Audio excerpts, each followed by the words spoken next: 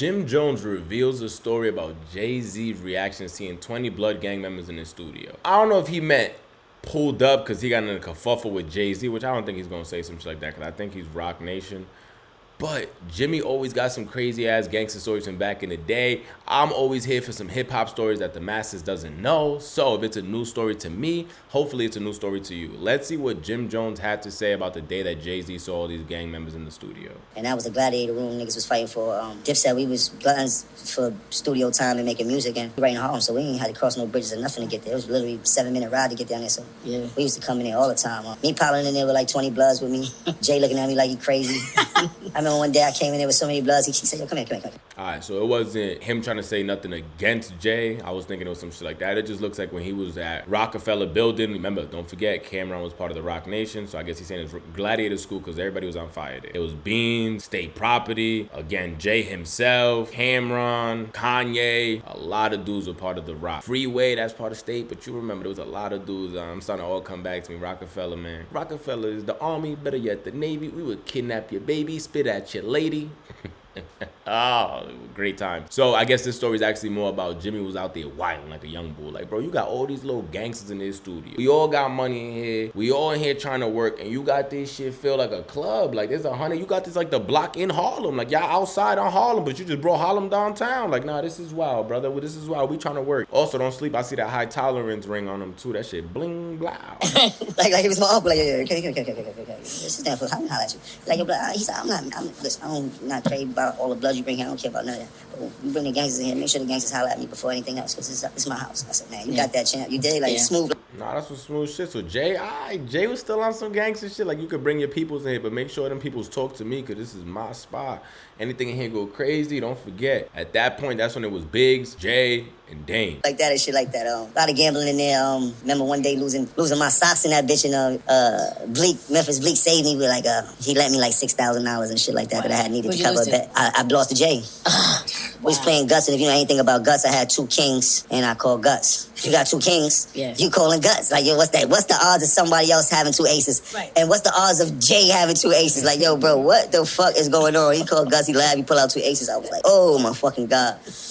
Had to pay that bet, then deal the cards again. I get another 2 kings. I ain't got no money. I'm like, oh my God. Bleak, like, what you got? I'm like, I got 2 kings, nigga. He like, yo, what you need? I'm like, they gotta cover the bet, $6,000. He gave me the $6,000. We ended up taking that to the top. Wow. I was able to give Bleak back his $6,000 and shit like that. That was in it. That's crazy. See, that's some shit that I didn't know. He's out here playing cards like Michael Jordan with Jay-Z. This shit about playing with a dude that could take the loss, that just gives me more anxiety. Because I take this loss, I ain't gonna eat for 2 months. Jay loses. Jay's gonna be like, all right, bet I'm down to play again, double or nothing. Like, my money and your money together, I didn't even really have the money. I was gambling with imagination. I was gambling with luck. I was gambling with the hope to win. And when Jay and Cam did Welcome to New York City and shit like that. Welcome to New York City!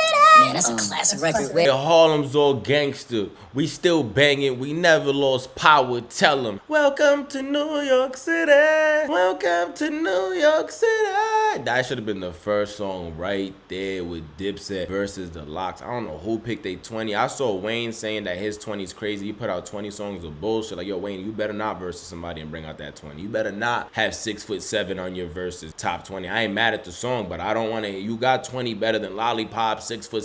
Leave that shit in the tuck. Leave that in the tuck. That's gonna cost you the battle, brother. Man, Cam getting frustrated and shit like that when we got over there. You know, he's doing his records and he's trying to get this record with Jay naturally because we were artists. So, and then one night we in baseline and Jay like, yo, you ready? Cam like, ready for what? Like, yo, you ready? Like, Cam like, man, I'm always ready. And that shit just turned into a boxing match. I haven't seen that level of. It don't matter if he is 3 feet or 8'1". Rap excellence inside of a studio ever, still to this day. The way that they went about doing that shit was so dope. It was bars for bars, like If Cam went in, he got out. Jay went in. When Jay went in, he got out. Cam went in. Cam went in, he got out. Jay went back in. That shit is one of my favorite songs ever during my childhood, bro. And it got Joel Santana on the chorus. That shit was flames in there.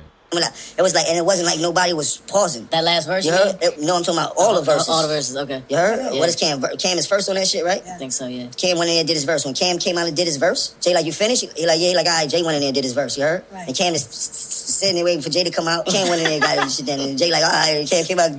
Jay went back in there and did his verse. You heard? Like, this shit was like, nigga, you heard? Like, nigga was like, don't play.